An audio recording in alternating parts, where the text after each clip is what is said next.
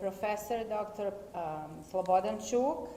He was born in Yugoslavia. He's a Serbian, and he came to United States when he was very young. Yeah. And he... 25 years old. Actually, it happens to be about the same age. When Tesla was about 25 years old, he came to United States also. Okay, so Professor Čuk came at the same age as Tesla when Tesla arrived in the United States. And he is a very successful scientist. He has lots of work behind his history and his professional history. And maybe you want to say a little bit more about your most recent project. Yes. One of the projects, there's a space project. NASA is an American non-aeronautic space agency, and they helped me basically come to United States because they paid my scholarship, so I came to United States in February 1972. They paid my scholarship, they paid my tuition and living expenses. And then eventually when I went to Caltech and got my doctorate in power electronics for 2 years, then they supported my work at the company, and we together built the converters for this spacecraft, which went around the moon in December 22nd. And it had a dozen of my converters, which were essentially using solar cells from 120 volts and then converting them to 3 or 6 volts, which is used for all electronics inside it. And now, this is the first one, went with a big capsule, which can take 6 astronauts instead of Apollo was taking only 3. But now they did the first flight as a test flight. Now in August this year, there'll be a second flight of this Artemis with this powerful rockets, but they'll have 4 astronauts. And because of politics, they'll have 1 woman on it, 1 black, 1 white guy, and 1 international guy, right? And hopefully, watch out in August. I'm hoping that everything is going to okay like in the first flight, but they're still not landing on the moon. Next one, in 2 years from now or so, they will use a lunar module, which will go from this circling around, and they will essentially land on the moon after 50 plus years. Because remember, it was August 1969, August 1969, when they landed the moon. I was a kid in, high school, like second, third year of the high school, and I was on the Adriatic Sea, and I watched him with my amazement. They showed it at that time as a black and white TV, and I woke up at 5 in the morning to be able to watch landing on the moon. That was a really, and at that time, they didn't even have close to what technology is now, and how did they manage at that time? No computers. We didn't have cell phones, we didn't have any of this. So no fancy computers, but it was very successful. It was, you start. Cool. Wow, fantastic. Stop it. But you can also stop here with the finger. See? Can you do that? Okay. Here's the switch. Wow. You see, now we already have 3 Tesla guys who know what they're doing, okay? And you see, this is what Tesla did in 1893 at a World Fair in Chicago when he lighted the whole conference. But he used this Tesla, this rotating egg, to demonstrate this rotating magnetic field. What I did here, this is actual industrial motor. This motor, which is 1 kilowatt, very big. It takes, but what we did, take out the rotor, which is very heavy, and then just replace it with this coke here, and it turns out. Now we have to do a few other things, because this works on a Tesla motor. I explain you when we get a little bit later. You need a Tesla polyphase system, 2 phases. So when you have your regular alternating current, uses your regular utility power, which is a sinusoidal. right? And if you wanted to, the problem was at the time, nobody knew how to make a motor run on just single sinusoidal current. And then Tesla invented two-phase current. And you know what is two-phase current? I'll explain you and show you on it. Two-phase current is, how many of you actually watch on surfing on the ocean, on the waves? Anybody did that? You did that? Yeah. Anybody did? Wow. You know what you have? Think about this two phases of Tesla like a two waves. And when you're surfing on one wave, what you're trying to do? Catch one wave to take you certain distance. And then what you're hoping, after that wave passes down, you're waiting on a second wave to pick you up and take you further. That's exactly what he did here, except this is making it with the electrical currents and not with the waves. But that's basically how he was able to make this rotor operating, because one wave comes in and carries a certain distance around, and the next wave comes and finishes a circle, so this goes in around. So it's round, around, around all the time. The washer in a house and dryer, you need a motor, right? And the motor used in a washer and dryer is Tesla induction motor. It's called induction motor. But he not only invented the induction motor, he invented the whole concept of generation of power. So this, if you have here, instead of this Coke can, if I have put permanent magnet. I think you played in your classes something looking at the permanent magnet, how they attract things, right? If you put a permanent magnet instead of this here, and you do opposite, not put the alternating current here, two-phase current, but put permanent magnet, and you rotate it by force, mechanically.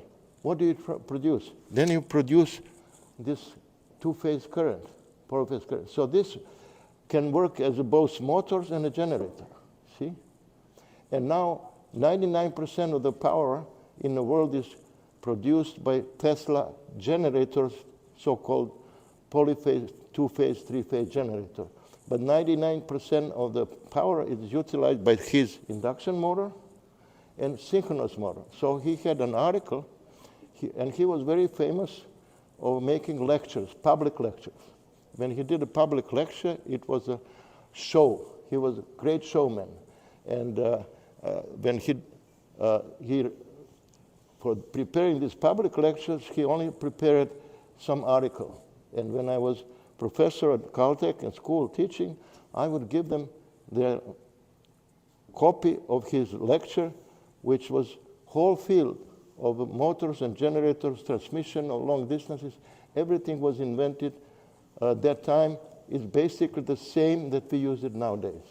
So can you imagine 150 years, nobody can with something better. Now, I hope next generation of Serbians will come and help out to improve it further. But for now, this is a way that is whole world is lighted. And 1893 was the first demonstration of his alternating current, because this whole Chicago Fair, which was a huge thing, it was all lighted with the lights using his alternating current. And that's where the Edison DC system lost and his system won. And then from that time on, all the system is used by his three-phase system. The other, have you seen all these wires outside? Have you noticed that you typically have 3 wires going? And this is his three-phase system. This is two-phase, three-phase system, but there is no wire to, when you have a circuit, you have to be able to close the loop. Have a voltage, exciting, and then a circuit in it. But now he made it such that return wire is actually ground, so you don't have to carry. So this system is now so efficient, otherwise it'll be 50% efficient, but now all the wires carry their power. The other thing is what we'll maybe in the next lecture get into it. One biggest advantage of his AC system does not require any storage. Can you imagine how difficult it is now? Look at all these electric cars. Electric cars have so much battery storage, and that's make it heavier than gasoline cars, and it's a problem because you have to carry so much batteries. And now, if you want to have more power, you have to have more batteries. But his electrical system doesn't store any energy, even though it's time-changing, but each phase is time-changing, but all three of them working together provide a constant power. So you don't have to store any energy. That's why you can send it from, say in Russia, you can use, they have 11 time zones, and you can use to transfer electricity with a 3-phase and so on. And if you have nowadays, you don't have to use, like Niagara Falls, mechanical power to convert it to electrical power. You can use solar cells. And solar cells, you can convert it into the power and feed this 3-phase line. And so that is a big advantage because, and future space program. Now I have some of my converters in Orion spacecraft, which came on circled around the moon last December 22nd in 2022, circled around moon whole week and then came back. And the problem with the present system is if you want to go further into space, you have to carry all the gasoline or the kerosene. The further you want to go, the more you have to carry with it. But if you have now electrical power and you have solar cells, they are all available, so you can go 10 times and 100 times longer because you don't have to carry all that weight. And if you want to go further, then you have to have twice longer, you have to have twice more storage. And you don't need a storage because you're getting it from this solar cells, okay? Any questions so far? Anything. Oh, yes. That's I invented something which I called it optimum power conversion. That was half of my doctorate thesis at Santa Clara, the Caltech, which I did in 2 years. But then my professor there gave it the name Chuk converter. It was well known now as a Chuk converter. It was one of the 4 basic converters which exist. There were 3 prior ones which existed. Nobody was claimed to be inventor, and I invented the 4th one, which actually came better than the other 3. But now what happens is just in the last few years, I came to the conclusion, and that is something with the science. You never stop inventing. And my biggest accomplishments now is I not only made these 3 basic converters obsolete, but I also made my own converter obsolete. So, because I made it so much better, okay? And it is how I say, one thing that the longer you're in a certain field, the more you learn. And that's what, it's all about. And in a way I'm looking now on one future is something which was not possible at the time of Tesla and Edison. Edison was pushing his DC system, and what he did, he was putting in New York, he was digging the big ground and putting DC, because you can put the direct current and direct voltage, you can put it underground. Whereas Tesla AC system has to be on big cable because it has to be high voltage, so therefore it's dangerous, so they have to put them in very cable. Now DC voltage and DC cable can put in underground. The problem is they didn't know how to make DC voltage, battery voltage, or like, battery 12 volts in a car, how go from 12 volts to make it to 200 volts, 2,000 volts, and maybe 20,000 volts, but without transformer. That's what I'm doing now. That's what you're going to hear if we come to that presentation. I'll give you a reason why I came up with that. Actually studying Tesla and saying, oh, but we didn't follow something that we did, that he did. And now when I started, then I realized, yes, if we follow what he did, we can make that now, make a DC high voltage transmission work. So you can imagine, there is one example. In Russia is the biggest country in the world. It covers 11 time zones. You go from St. Petersburg, former Leningrad, you go to Vladivostok in Kamchatka, 11 time zones. And the train goes there for 3 or 4 days. But the beauty of that is it is already there. All you need is for DC transmission system, you put a DC cables inside between the track, 1 meter or a couple of feet down, and then what do? You can put every 100 miles, you can put solar cells and use solar cells of few volts to get it up to few thousand volts, 50,000 volts. And it doesn't matter, it's all insulated and inside, it doesn't bother you. And because you are now, as the sun goes around for half a day, right? 12 hours, each 100 miles, you have a generating station, which is producing the power. So your power is all the time, as the sun goes around, it enables all these generators to operate, and the main thing, that is now what we call a renewable energy. There is no need for coal to burn and all that. It is renewable, available all the time. And once you build it, it lasts forever. So maybe the future will be basically DC high voltage transmission and utilization. And now you only have to invent a better DC motor. I still come to that yet. It still uses a classical DC motor. But anyway. How can you use your invention in real life?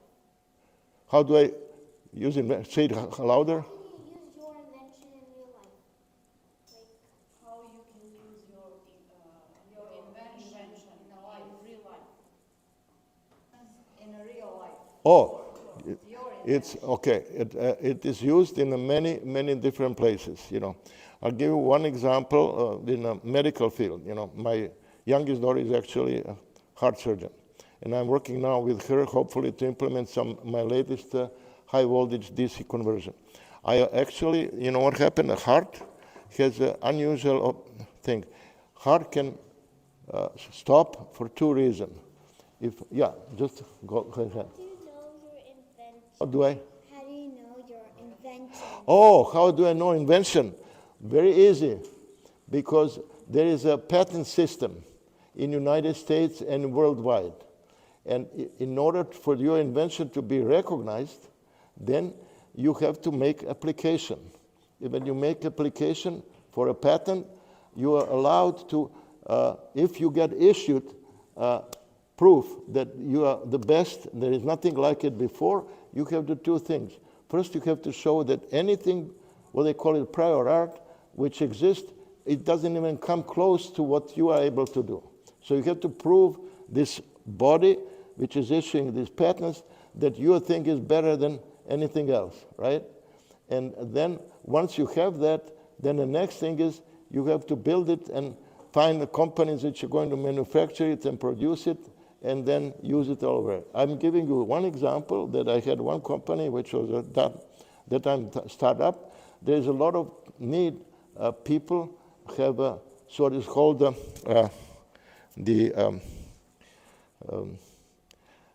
when a heart, for some unknown reason, not yet established, but it happens, 650,000 people in the United States have what is called heart defibrillator. And you know what is that?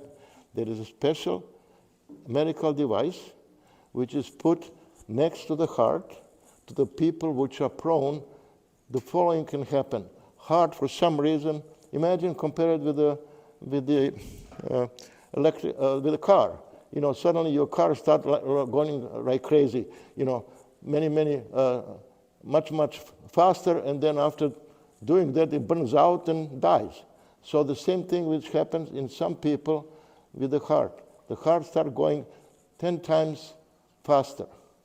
And the only way to stop the heart of destroying itself is to give it a high voltage. So what this defibrillator does, takes a 2-volt battery and increases it to 2,000 volts. And then, because it's put directly inside the body, it senses that it needs to give it a shock, and it is a shock. You know, you get a 1,000-volt shock, but then it tells the heart, wake up, and then just check it out whether it works, and then do it again. In a classical, you've seen some movies. You see in some movies, they talk where someone has a heart attack or something, they bring some things and put it next over him, because that's this heart defibrillator, but it works externally. But the problem is, if it is not in your body and this heart defibrillator is external and it's on an attic in a 6th floor, by the time it takes you 2 minutes to get it down and bring it down, you're already brain dead, you know, so that doesn't help you. So you have to be constantly monitoring the condition of the heart, you know. And 650,000 were, you know, right now and in the United States every year. And it extends the life of the people which have this kind of condition up to 10 or more years. Yes, go for it.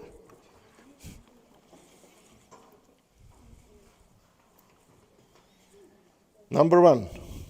Number 2.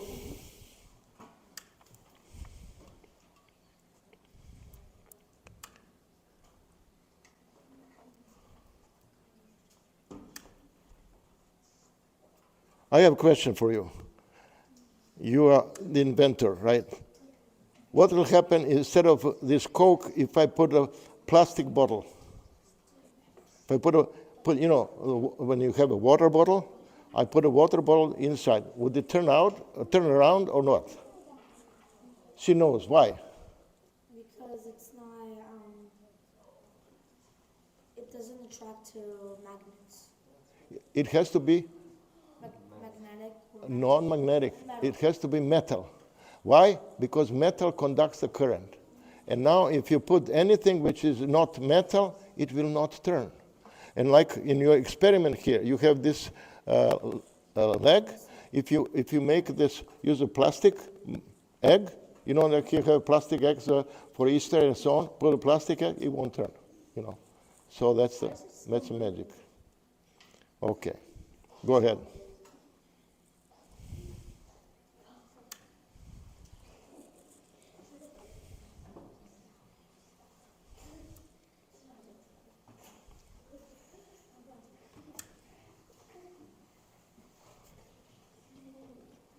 Now, question for you, because you are grown up, okay? We already determined it got to be metal. This is made out of which metal? You know what is this metal? Aluminum. Aluminum, perfect. You know, what do you think will happen if it's entire? And this is a how you say, challenge to all of you. Kids, try to find out metal can, but not made of aluminum, but made of copper. In fact, what I'll do is, if you can't find it, I'll make it custom made for me, okay? Now, if you put a same cane made out of copper, what do you think will happen? It'll go faster or slower or doesn't matter? Slower. Slower. How many say faster? You're right, and okay, well, you finished the school, so he finished electrical engineering, so it's cheating, right? Okay, yes, go ahead. I like your picture of Tesla. That's great.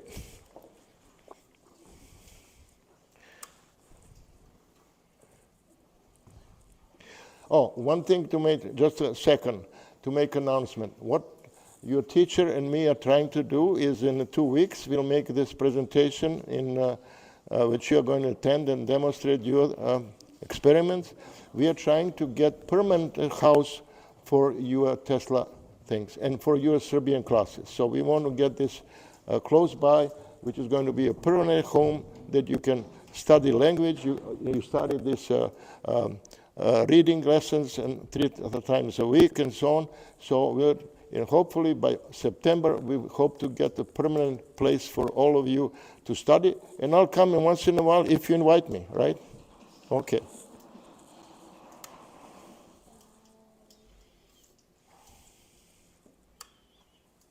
Bravo.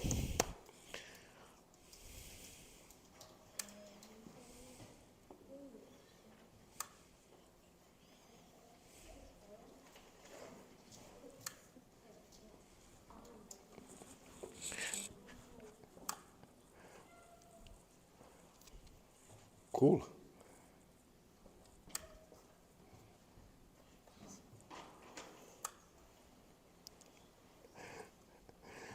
Now you're going to try. Turn it on, and now keep it on. It won't go, right? Because you're able to stop it, right? But the big advantage of this is that it can start from original. Oh, look at this one. We have competition there. That's a cool.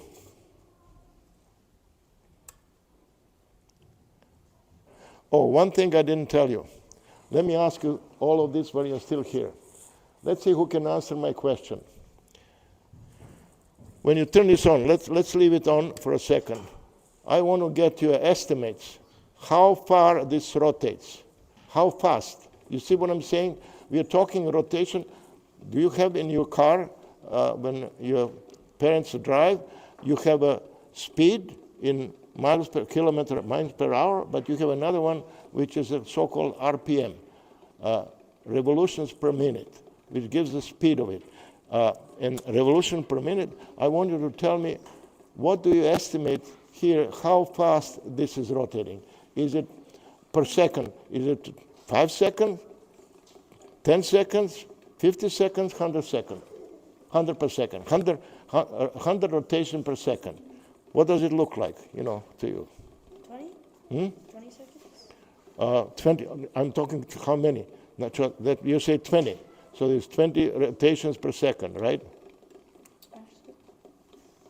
15 to 17. Okay, see, that's interesting how it's going to determine, right? 15 or 17, I'm guessing. Just estimates. I need 3 estimates. 10? Okay. What do you say, 20? Yeah. She said Anybody? Yeah, I think that's about 20. But you know how it should be? 28. You know it should be actually? Because it's directly this is directly connected with your utility power. Your power, your power of utility comes at the 60 hertz, which is 60 revolutions per second. And 60 revolutions per second, when you multiply with the 60, that makes it 3,600 revolutions per minute. That's most of the car run at this revolution. What you see, next one, I'm having, one thing, just one, I want everybody, first of all, let's go everybody to turn it on and then go back in a second, I want to finish it. Okay, so go start this one. Blue, see, that's beautiful.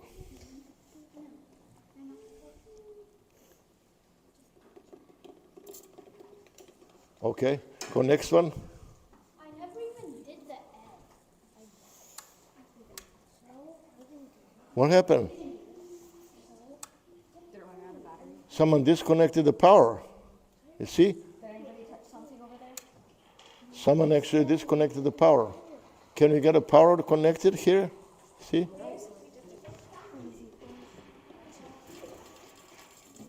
Okay. Very light spin. Okay, now you.